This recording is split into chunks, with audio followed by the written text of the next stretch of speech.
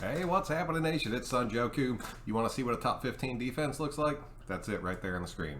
I don't know what you'd actually call this defense. I was just screwing around with these guys, and I thought to myself, like, if I had control over the Raiders defense, Gus Bradley called me and he was like, what would you do if you had control of this defense? This is it right here. You're looking at it. I think this defense looks freaking awesome. I am not even going to lie.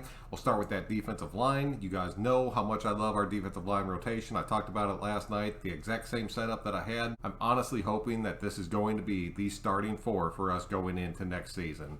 Then you get it back into that linebacker room. You have to go Kwiatkowski and Littleton. There's no other way around it. If one of those guys goes down, you still have Morrow coming in behind it, which I'm pretty comfortable with. But once you get beyond Morrow, if you have two injured linebackers, it starts to get a little bit suspect, and that kind of is what it is. I'm still hoping we bring in a little bit more linebacker depth.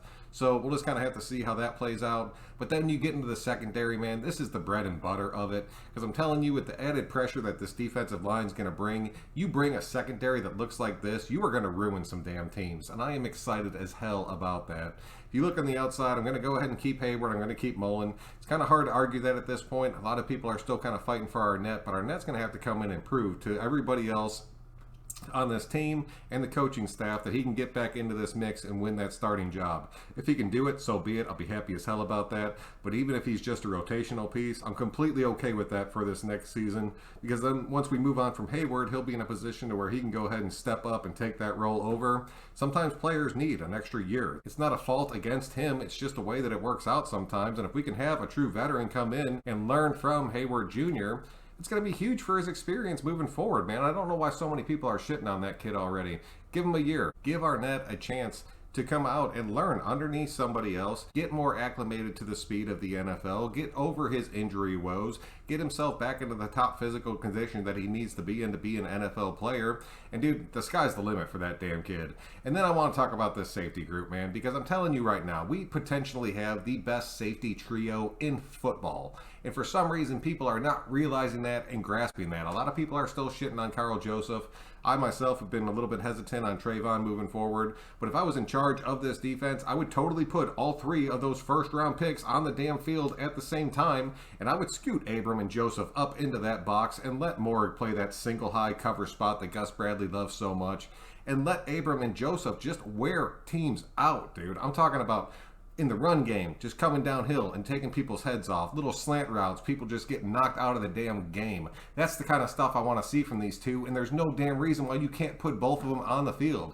So many people are sitting there, I don't know who's going to end up playing that nickel. Look at this damn defense right here, dude. You don't have to worry about a nickel back at that point. You end up having two safeties that can come downhill and just true headhunters, like true headhunters with the freedom to be able to roam the field with what they have sitting around them. And then you have more dropping back over the top. And then it's pretty much inevitable that a dude like Abram's going to either hurt himself or end up hurting a dude like Morrig. So if Morrig ends up going down, and honestly, I think this looks incredibly good too, go ahead and shift him out. Move Karl Joseph over the top because the dude's played free safety before. I had a lot of you guys hit me up in that last video. I'm like, you don't need two box safeties. Karl Joseph has played free safety. Get off your high horse for a minute. And then go ahead and drop House's ass down into this thing. Dude, that's still looking incredibly sick. Like, I'm loving the way this rotation works. There's a lot of depth with it. This defense is looking strong as hell. I am telling you guys right now, I am jacked as shit about this defense. I know I said the same damn thing last year, and we all saw how that panned out.